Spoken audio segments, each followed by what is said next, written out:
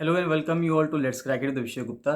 तो guys video को पूरा देखिए, एंड तक वीडियो को देखिएगा। इसमें सब चीज़ें बताई गई हैं, बहुत अच्छे से आपको समझाया गया है, तो आप इसको पूरा अंत तक जरूर देखिएगा। जो भी आपको डाउट आता है, कोई इसमें अगर सजेशन है, फीडबैक है, तो उसको कमेंट सेक्शन में कमेंट करके जरूर बताइएगा। चैनल को सब्सक्राइब जरूर कर दीजिएगा अगर आपने चैनल को सब्सक्राइब नहीं किया है यूट्यूब पे। और टेलीग्राम का लिंक आपको वीडियो के डिस्क्रिप्शन में मिल जाएगा, तो टेलीग्राम को जरूर ज्वाइन करिए। फ्री टेलीग्राम चैनल है, उसको ज्वाइन करना बहुत ज़रूरी है। सारे अपडेट्स वहीं पे आते हैं, सब चीज़ें वहीं पे मिलती हैं, तो उसको ज्वाइन करना बहुत बहुत ज़्यादा ज़रूरी है। कोई भी डाउट है, कोई भी फीडबैक है, तो उसको कमेंट सेक्शन में कमेंट करके जरूर बताइएगा। लेट्स क्रैक इट का ये चैनल जो यूट्यूब पे है, उसको जरूर से जरूर सब्सक्राइब कर लीजिए। यहाँ से सब्सक्राइब का बटन दबा दीजिएगा और यहाँ से सब्सक्रिप्शन के बाद ऑल का बटन भी दबा दीजिएगा, जिससे कि सभी नोटिफिकेशंस आपको रेगुलर बेसिस पे मिलते रहें।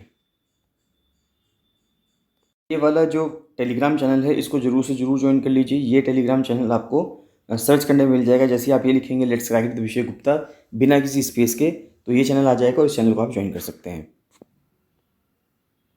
Welcome you all to let's crack it Vishay Gupta. तो ये है 16 अक्टूबर करंट अफेयर्स।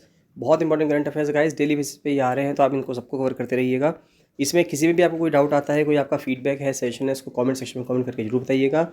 आपको किस टॉपिक पे वीडियो बनवानी है उसके लिए भी जरूर बताइएगा, जिससे कि आपके सभी टॉपिक्स कवर हो जाए और आने वाली जितनी परीक्षाएं हैं उन सभी में आप बहुत अच्छा कर पाएँ। गाइस मैं चाहूँगा कि FRO मेंस के लिए टेस्ट सीरीज चल रही है, तो आप इसको ज्वाइन कर सकते हैं। पटवारी लेखपाल एग्जाम के लिए और फॉरेस्ट गार्ड के एग्जाम के लिए टेस्ट सीरीज शुरू हो गई है, तो आप इसको भी ज्वाइन कर सकते हैं।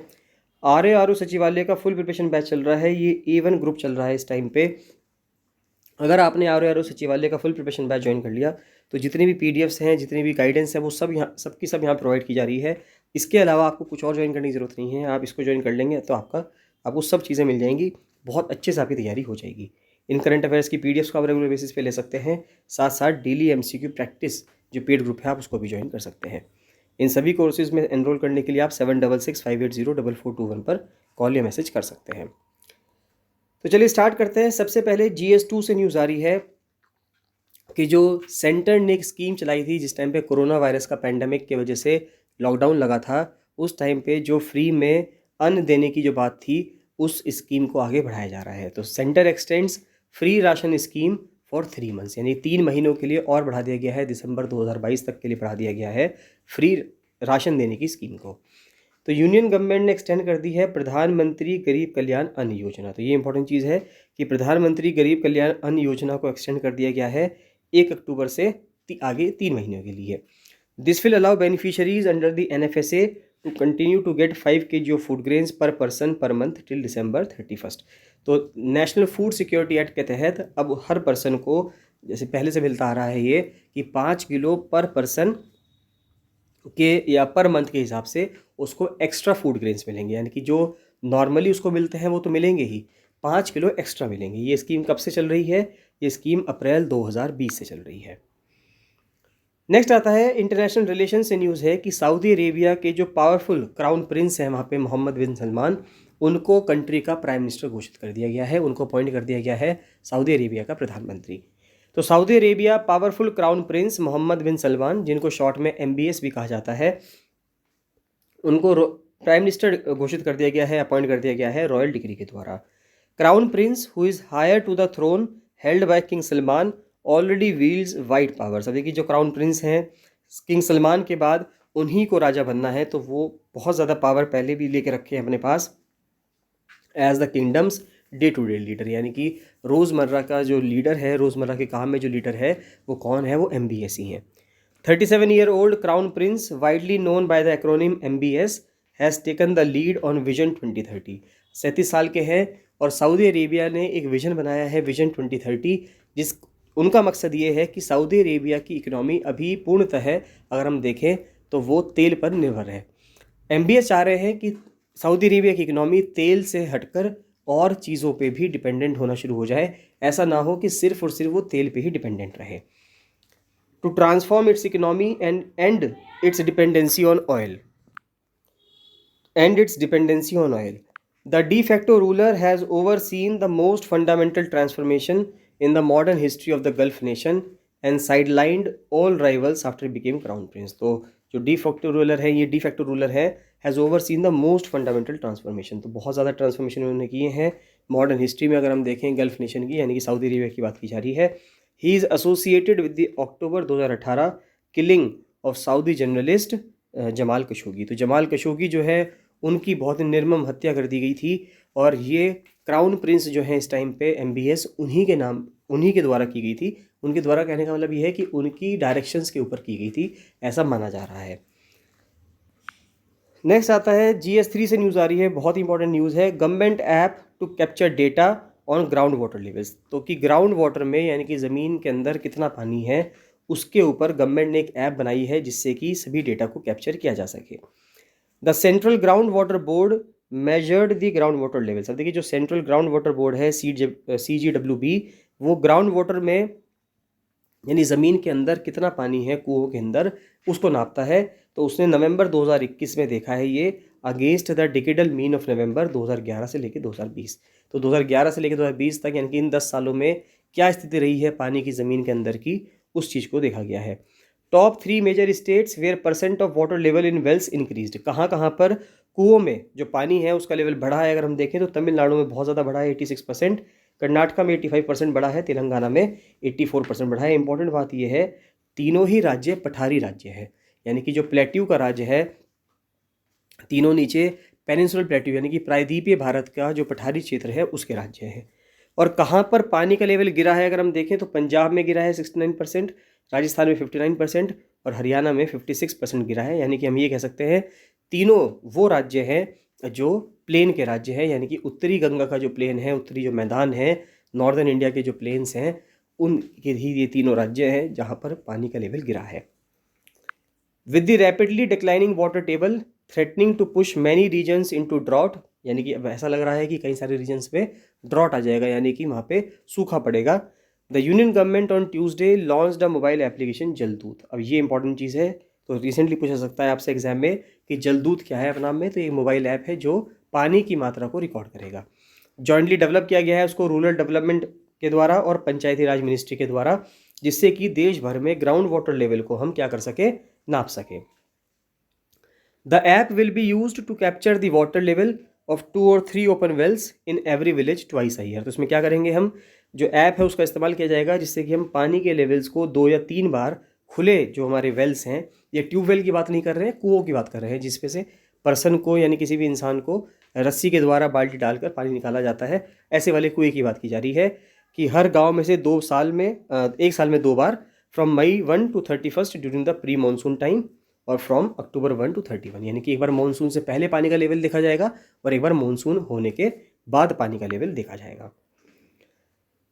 नेक्स्ट आता है GS3 से साइंस एंड टेक की न्यूज़ है, बहुत इंपॉर्टेंट न्यूज़ है। नासा ने अभी अपना एक स्पेसक्राफ्ट भेजा जिससे कि वो एक एस्टेरॉइड से क्षुद्र ग्रह से टकराए और उसकी जो दिशा है उसको बदल दे, क्योंकि ये डर था कि कुछ टाइम बाद वो जो क्षुद्र ग्रह है वो धरती से टकरा सकता था। तो इसको डार्ट मिशन कहा जा रहा है और ये इसलिए है कि फ्यूचर में अगर कोई भी हम ऐसे प्रेडिक्ट करें कि कोई भी ऐसा कोई क्षुद्र ग्रह हो, ऐसा कोई एस्टेरॉइड हो जो धरती से टकराने वाला हो, तो जिससे कि धरती को उससे बचाया जा सके।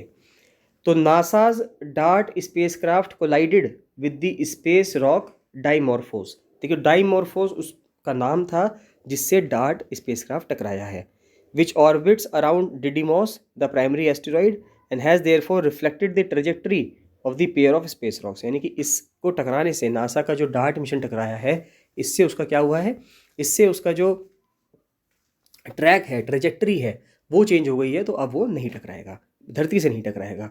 डार्ट की फुल फॉर्म क्या है, डार्ट की फुल फॉर्म है डबल एस्टेरॉइड रीडायरेक्शन टेस्ट। ये इंपॉर्टेंट चीज़ है। इस मिशन का टारगेट था कि एस्टेरॉइड का जो मूनलेट है उसकी डायरेक्शन को हमें चेंज करना है।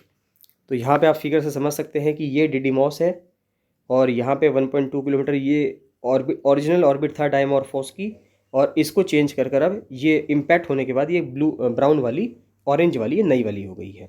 तो ये इससे मिशन टकराया है, बस इतना आपको ध्यान रखना है।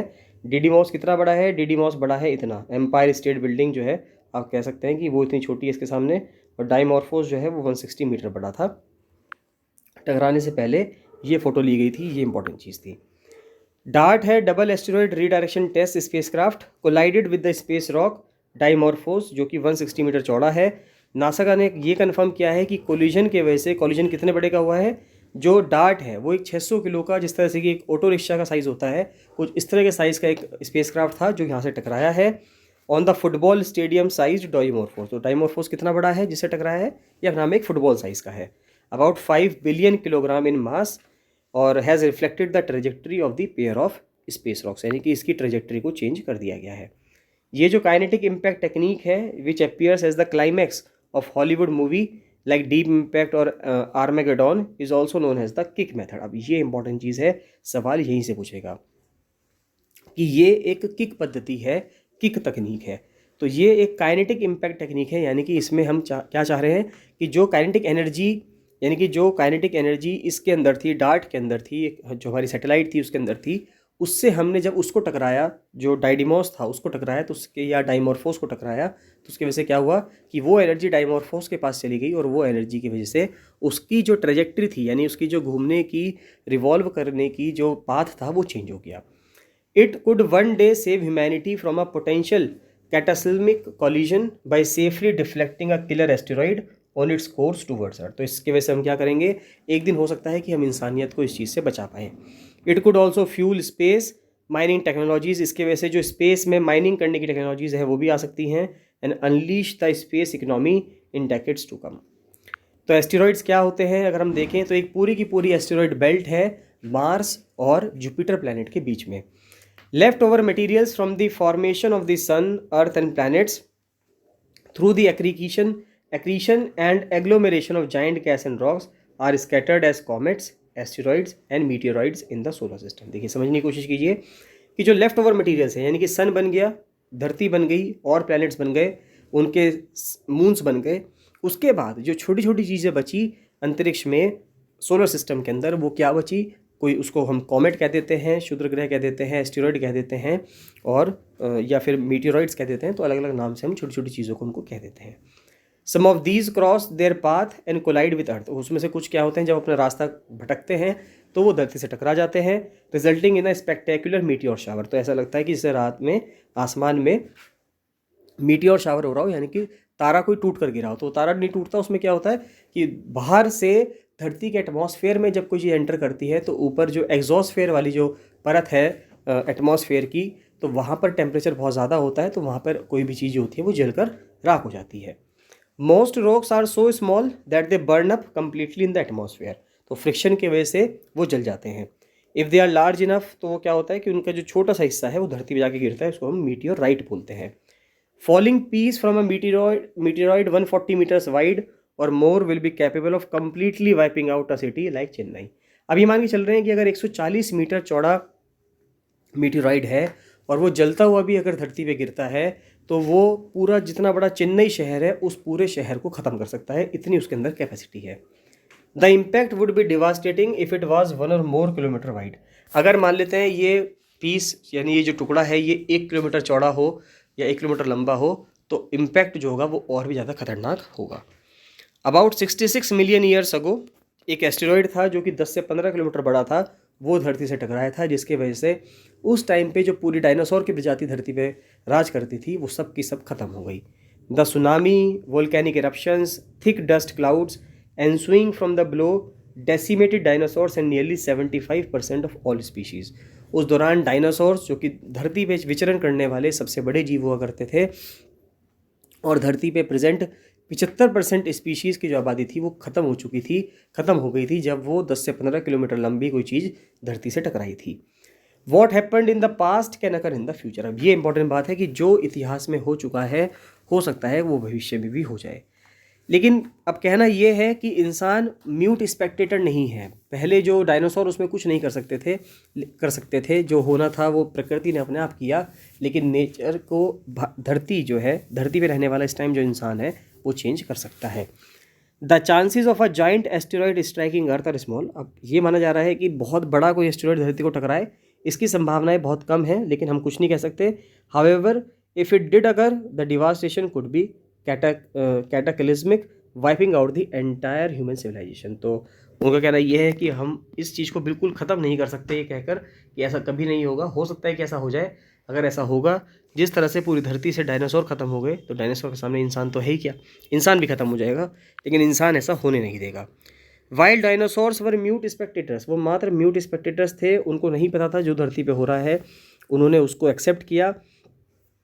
लेकिन जो इंसान है वो अपने आप को प्रिपेयर कर सकता है इस थ्रेट से बचने के लिए। NASA tracks and keeps a close watch on the nearly 26,000 asteroids. NASA जो है करीब करीब 26,000 एस्टेरॉइड पर नज़र बनाए रखे हैं, और जो धरती के बहुत ज़्यादा पास घूम रहे हैं उस पर बहुत ज़्यादा खासकर। नासा का मिशन क्या था? तो NASA under took the kick technique. NASA ने क्या टेक्निक अपनाई है? किक टेक्निक अपनाई है कि हम किक मारकर किसी चीज़ को अपने से दूर कर देंगे। Compare to the massive Dimorphos, DART is a tiny Goliath. Tiny DART क्या है? एक छोटा सा एक पत्थर था, yet crashing at a breakneck speed of 23,000 kilometres per hour. अब ये डार्ट जो सैटेलाइट थी ये किस स्पीड से टकराई? 23,000 किलोमीटर प्रति घंटे की रफ्तार से टकराई। इतनी तेज़ स्पीड से अगर वो इम्पैक्ट करेगी तो सिंपल सी बात है, किसी भी चीज़ की जो डायरेक्शन है वो चेंज हो जाएगी। All of these reduce the orbital period and the time taken for the moonlet to go around the primary asteroid. DART craft carried a high resolution DRACO. अब डार्ट के साथ एक ड्रैको भी था जिसको बोलते हैं डिडीमॉस रिकोनाइसेंस और एस्टेरॉइड कैमरा ऑप्टिकल नेविगेशन के लिए, जिससे कि कोलिजन कैसे हो रहा है और उसके कॉन्सिक्वेंसेस क्या होंगे वो सब चीज़ भी दिखती रहे। China is set to deflect a 40 metre diameter earth crossing asteroid, जो 2026 में होने वाली है। तो चाइना को भी कहा जा रहा है, जैसे ये नासा का मिशन था, तो चाइना भी एक मिशन पे काम कर रहा है कि 2026 के दौरान वो किसी और सैटेलाइट से, यानी किसी ऐसी ही डार्ट जैसे मिशन से किसी एस्टेरॉइड की पाथ को चेंज करेगा। While ostensibly drive comes from the desire to earth from killer asteroid, lure of space mining lurks behind. अब देखिए, कहा तो ये जा रहा है, ऑस्टेंसिबली का मतलब ये हुआ कि दिखावे के लिए, दिखाने के लिए तो हम ये सब कंपनीज़, चाहे नासा हो, चाहे चाइना हो, यूएसए का नासा हो, चाहे चाइना हो, सब लोग ये दिखाना चाह रहे हैं कि हम तो धरती को बचाने के लिए सब काम कर रहे हैं। लेकिन असली मकसद इनका धरती को बचाना नहीं है, या हो भी सकता है एक बार को धरती को बचाना तो हो ही, साथ ही साथ इनका मकसद ये भी है कि अगर इन्होंने ये टेक्नोलॉजी पे काबिलियत हासिल कर ली तो ये स्पेस में अलग अलग एस्टेरॉइड पर जाकर माइनिंग भी कर सकते हैं। जो रेयर अर्थ मिनरल्स हैं, जिनकी अर्थ पे बहुत ज़्यादा कमी है, अगर बाहर से कोई सोर्स मिल जाए उन मिनरल्स को लाने का, तो ये इंसान की जो रिक्वायरमेंट है उसकी नीड को बहुत लंबे समय तक पूरी कर सकता है। Making rare earth elements comes with a high environmental cost. तो माइनिंग अगर हम करते हैं रेयर अर्थ एलिमेंट्स की, तो उसकी वजह से इन्वायरमेंटल कॉस्ट बहुत ज़्यादा बढ़ती है। कमिंग ईयर्स में अगर हम देखें, penalty for polluting could make space mining economically viable. If one can tug a mineral-rich asteroid near the moon or establish a space mining factory, अर्थ और मार्स के बीच में, precious mineral resources needed for decades would be easily sourced। अगर हम ऐसा कर पाएँ कि मून पे, जो धरती का मून है, वहाँ पर हम कुछ कर पाएँ, फैक्ट्री बना पाएँ या किसी और एस्टेरॉइड पर बना पाएँ, तो धरती की अगर हम कहें या इंसानियत की हम बात कहें कि ह्यूमन सिविलाइजेशन की बहुत लंबे समय तक की जो रिक्वायरमेंट है मिनरल्स की, वो पूरी हो जाएगी या पूरी होती रहेगी। The kick technique that deflects asteroids can then be used to move a small asteroid into a convenient position for space mining। जो किक टेक्निक से हमने आज किसी चीज़ को अपने से दूर करा है, किसी हम दूसरी चीज़ को अपने पास भी ला सकते हैं, जिससे कि वो हमारी रेंज में आ जाए और हम उससे स्पेस माइनिंग करने के लिए, यानी कि उस एस्टेरॉइड पे, उस कॉमेट पे माइनिंग करने के लिए उसको इस्तेमाल हम करने लगे। Now shelved, NASA's asteroid redirect mission aimed at precisely this by bringing a 20-ton space rock near Earth। अब देखिए, अब तो इसको ख़त्म कर दिया गया है, लेकिन पहले नासा ने एक एस्टेरॉइड रीडायरेक्ट मिशन भी लाए थे, जिसका काम ये था कि 20 टन के स्पेस रॉक को धरती के पास लाया जाए। For developing green energy technology, जैसे कि electric vehicle, solar panel, wind turbine energy storage devices, low earth rare earth elements की ज़रूरत बहुत ज़्यादा पड़ती है। रेयर अर्थ एलिमेंट्स कौन कौन से हैं?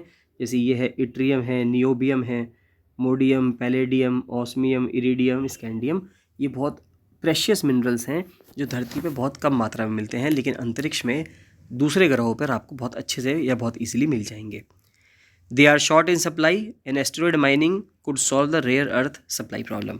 तो एस्टेरॉइड माइनिंग जो है, उम्मीद की जा रही है कि इससे जो सप्लाई की प्रॉब्लम है वो बहुत हद तक सॉल्व हो सकती है।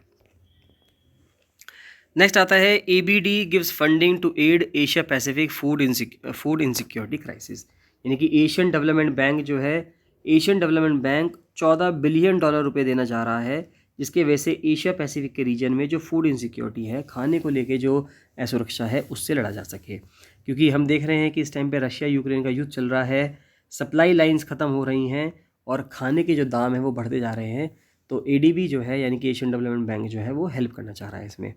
मल्टीलेटरल फंडिंग एजेंसी होस्ट कर रहा है 55th एनुअल मीटिंग 26 सितंबर से 30 सितंबर के बीच में। Centre sets goal to reduce particulate matter in cities. तो सेंटर ने गोल डिसाइड किया था जिससे कि हम पीएम का लेवल यानी कि पार्टिकुलेट मैटर का लेवल चाहे PM 2.5 हो चाहे PM 10 हो, उसका लेवल हम शहरों से कम करेंगे। 40% the reduction in particulate matter concentration, यानी कि 40% कम हमें करना है particulate matter concentration in cities covered under the NCAP by 2026। तो नेशनल क्लीन एयर प्रोग्राम के तहत जो शहर 2026 तक कवर किए जा रहे हैं उन शहरों में 40% तक हमें PM लेवल में पार्टिकुलेट मैटर क्या होता है, छोटे छोटे कण होते हैं जो हमें नहीं दिखते हैं, वो 2.5 माइक्रोन के और 10 माइक्रोन के होते हैं, वो हमें अपनी आंखों से दिख नहीं सकते, लेकिन वो जब हम सांस लेते हैं तो लंग्स के अंदर चले जाते हैं और लंग्स में चिपक जाते हैं, जिससे कि लोगों को सांस लेने में दिक्कत होने लगती है।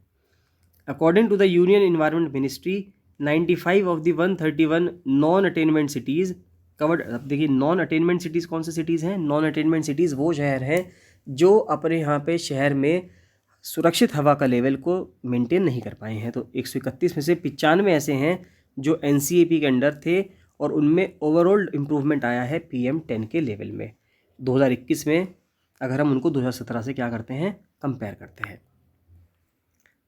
नेक्स्ट आता है माल्थूसियन ट्रैप की थ्योरी। अगर हम समझें तो माल्थूस जो थे वो एक ब्रिटिश इकोनॉमिस्ट थे। उनका कहना ये था कि किस तरह से एक इकनॉमी जो है किसी कंट्री की और वहाँ की पॉपुलेशन किस तरह से रिस्पॉन्सिबल हैं एक दूसरे के। तो माल्थूसियन ट्रैप या Malthusian check refers to the theory as the human population grows there is increasing pressure on earth resources. तो माल्थूस का कहना ये था कि जिस प्रकार से इंसानों की जनसंख्या बढ़ती रहेगी उसी हिसाब से धरती पे जो प्रेजेंट रिसोर्सेज हैं, धरती पे जो प्रेजेंट आपके रिसोर्सेज होंगे उनका क्या होने लगेगा, उनका जो संसाधन होगा, उनका जो दोहन होगा वो बढ़ने लगेगा और संसाधनों पे जो बोझ है वो भी बढ़ने लगेगा। It is named after English economist Thomas Malthus who elaborated on the concept in his 1798 की एक उन्होंने किताब लिखी an essay on the principle of population, जिसके वजह से चार्ल्स डार्विन भी काफ़ी ज़्यादा इंस्पायर हुए। अपनी किताब में माल्थूस ने ये कहा कि while rise in food production in a country can lead to improved living standard. मान लेते हैं किसी देश के अंदर अगर हम फूड प्रोडक्शन को बढ़ाएं तो उसके वजह से वहाँ पे जो स्टैंडर्ड ऑफ लिविंग है, लोगों को जो रहने का जो स्टैंडर्ड होगा वो भी बढ़ने लगेगा, जिसकी वजह से और बच्चे पैदा होने लगेंगे, यानी कि पॉपुलेशन बढ़ने लगेगी। और हमेशा समय ऐसा आएगा जिस टाइम पे पॉपुलेशन ज़्यादा हो जाएगी और खाने के लिए सामान कम मिलेगा, यानी खाना कम मिल पाएगा। ये माल्थूस का कहना था। Can lead to improved living standards for the general population, benefit is likely to be temporary. Benefit लेकिन टेम्परेरी रहेगा। क्यों रहेगा ऐसा? क्योंकि माल्थूस ने ये कहा कि increasing availability of food would encourage people to have more kids. जैसे जैसे खाने की फैसिलिटी ज़्यादा होगी, लोगों को लगेगा कि ज़्यादा से ज़्यादा बच्चे करें, जैसे जैसे बच्चे होंगे वैसे वैसे खाने की क्वांटिटी कम होने लगेगी, thus leading to a rise in the total population and drop in per capita income level. माल्थूस का कहना यह था कि there was an inverse relation between human population and living standard with rising population leading to lower living standard. तो Malthus का कहना यह था कि अगर जनसंख्या बढ़ती है, पॉपुलेशन बढ़ती है, तो उसका इन्वर्सली प्रोपोर्शनल है रिलेशन किससे? स्टैंडर्ड ऑफ लिविंग से। यानी कि जैसे जैसे जनसंख्या बढ़ेगी वैसे वैसे गरीबी भी बढ़ेगी, आप ये कह सकते हैं, क्योंकि आपके जो जीने के स्तर में जो है वो कमी आने शुरू हो जाएगी। The per capita income of countries remained fairly low and largely stable for many centuries until the modern age. लेकिन अब देखिए, अब ये बात समझने की है माल्थूस कैसे फेल होते हैं, ये भी समझने की बात करते हैं कि माल्थूसियन जो माल्थूसियन की थ्योरी थी वो किस तरह से फेल होती है। अगर हम देखें तो बहुत लंबे समय तक पर कैपिटा इनकम जो देशों की रही वो बहुत कम रही और कई सेंचुरीज तक वो स्टेबल भी रही, जब तक मॉडर्न एज नहीं आया, यानी कि इंडस्ट्रियल रिवॉल्यूशन नहीं आया। लेकिन जैसे जैसे इंडस्ट्रियल रिवॉल्यूशन आया वैसे वैसे जनसंख्या भी बढ़ी, खाने का प्रोडक्शन भी बढ़ता रहा, लेकिन कभी ऐसा नहीं हुआ कि खाने का प्रोडक्शन सरपास कर गई जनसंख्या जो है उससे ज़्यादा खाना बन रहा है और हम सरप्लस फूड को जो है इधर उधर ट्रांसफ़र भी करते रहते हैं। In the pre-modern age, whenever there was a rise in food production, due to whatever reason, this caused per capita income to rise. The population of the country increased quite quickly, which ensured that per capita income returned to its historical trend. जब भी food production drop होता है, there was famine. ये simple सी बात है, जब भी मान लेते खाना कम हो रहा है तो वहाँ पे अकाल पड़ जाएगा, फेमाइन पड़ जाएगा और बहुत सारे लोग उससे मारे जाएंगे। The drop in human population continued until the country per capita income rose to subsistence level, यानी कि वो कह रहे हैं, ये वो बता रहे हैं जब तक इंडस्ट्रियल रिवोल्यूशन नहीं हुआ। उससे पहले ऐसे ही होता था, जनसंख्या अगर बढ़ती थी तो फिर लोगों को खाना नहीं मिलता था, तो कुछ लोग मर जाते थे। जब लोग मर जाते थे फिर वापस से खाना ज़्यादा हो जाता था तो लोग ज़्यादा बच्चे पैदा करते थे, और ये एक ऐसा साइकिल चलती रहती थी। द इंडस्ट्रियल रिवॉल्यूशन फिर जो 18th सेंचुरी और 19th सेंचुरी में हुआ उसके हिसाब से सब चीज़ें चेंज हो गई। It witness the rising use of man made technology, man made इंसानों के द्वारा बनाई गई तकनीक का इस्तेमाल ज़्यादा से ज़्यादा होने लगा, जिसके वजह से ह्यूमन बींग्स ज़्यादा से ज़्यादा आउटपुट बनाने लगे, ज़्यादा से ज़्यादा प्रोड्यूस करने लगे, और धरती पे जो रिसोर्सेज थी उसके रिसोर्सेज से बनने वाली चीज़ें बढ़ने लगी। अदर वर्ड्स में अगर कहा जाए, human productivity rose massively as a result of the rise of technology. Critics of the Malthusian trap believe that the Industrial Revolution decisively refuted Malthus as human population level and living standard have risen in tandem ever since the event. तो जो critics है Malthusian trap के, उनका कहना ये है कि भाई इंडस्ट्रियल रिवोल्यूशन जब से आया है, इंडस्ट्रियल रिवोल्यूशन आने की वजह से जो ह्यूमन पॉपुलेशन का लेवल है वो भी बढ़ा है और लिविंग स्टैंडर्ड भी बढ़ा है, और दोनों चीज़ साथ साथ बढ़ी हैं। ऐसा नहीं है कि जैसे माल्थुस का कहना था कि अगर एक चीज़ बढ़ेगी तो दूसरी चीज़ घटेगी, तो ऐसा नहीं हुआ है। नेक्स्ट आता है jobs grew in final quarter of last fiscal, यानी कि अगर हम पिछले वित्त वर्ष को देखें तो पिछले वित्त वर्ष की अंतिम तिमाही में जो है अगर हम देखें तो नौकरियां बढ़ी हैं। मैन्युफैक्चरिंग सेक्टर ऐसा है जो सबसे बड़ा कंट्रीब्यूटर है, यानी कि जो मैन्युफैक्चरिंग है उसमें सबसे ज़्यादा नौकरियां बढ़ी हैं। तो manufacturing continues to be the largest institutional employer in the country. तो सबसे बड़ा जो एम्प्लॉयर है इस टाइम पे भी अगर हम देखें तो वो विनिर्माण है, यानी कि मैन्युफैक्चरिंग है। Employing about 38.5% of the workers, तो 38.5% जो भी जितने भी वर्कर्स हैं 38.5% उसमें से मैन्युफैक्चरिंग सेक्टर में ही लगे हुए हैं। ये बताया है फोर्थ राउंड ने, यानी कि जनवरी टू मार्च जो 2022 का क्वार्टरली एम्प्लॉयमेंट सर्वे था उसने बताया है। Survey which was released by union labour minister Bhupender Yadav, उनका कहना यह है कि it estimated that around 3 crore workers were employed in about 5 lakh establishment. तो जनवरी से लेकर मार्च 2022 की अगर हम बात करें तो 3 करोड़ से ज़्यादा जो लोग हैं, 3 करोड़ से ज़्यादा जो वर्कर्स हैं वो काम कर रहे हैं 5 लाख से ऊपर कंपनीज़ में, इस्टेब्लिशमेंट्स में। It claimed an increase of about 4 lakh workers compared with the third round. Education हो, पढ़ाई का क्षेत्र हो, मैन्युफैक्चरिंग का क्षेत्र हो, ट्रेड का क्षेत्र हो, और फाइनेंशियल सर्विसेज का जो क्षेत्र है उसमें 84% अपने आप में एस्टिमेटेड यूनिट्स हैं। Manufacturing sector accounts for the largest percentage, यानी 38.5% हमने देख लिया है। इसके बाद आते हैं एजुकेशन सेक्टर में 21%, फिर आईटी सेक्टर में 12% और हेल्थ सेक्टर में 10%। हेल्थ सेक्टर में बढ़ोतरी होनी चाहिए। Almost 80% of the establishments engaged 10 to 99 workers, तो 80% इस्टेब्लिशमेंट ऐसे हैं जहाँ पे 10 लोगों से लेके 99 लोगों के बीच में काम कर रहे हैं। 2-3 फैक्ट आते हैं प्रीलिम्स के लिए, देख लेते हैं कि सबसे बड़ा आता है यूके का लार्जेस्ट पोर्ट कौन सा है, उसका नाम है Felix stove container port. 36th national games हो रहे हैं गुजरात में, और अयोध्या के अंदर एक लता मंगेशकर चौक को इनॉग्रेट किया गया है। यूपी से सवाल पूछ सकते हैं यूपी के किसी पेपर में कि अभी हाल ही में लता मंगेशकर चौक को इनॉग्रेट किया गया है, वो कहाँ पे किया गया है, वो अयोध्या में किया गया है। तो इसी के साथ ये आज के करंट अफेयर्स कंप्लीट होते हैं गाइस। मैं आपको कोई भी डाउट आता है, कोई भी आपका फीडबैक है, सजेशन है, तो कमेंट सेक्शन में कमेंट जरूर कीजिएगा। चैनल को सब्सक्राइब जरूर कर दीजिएगा, वीडियो को लाइक एंड शेयर जरूर कीजिएगा। चलिए मिलते हैं नेक्स्ट वीडियो में। So thank you and bye bye.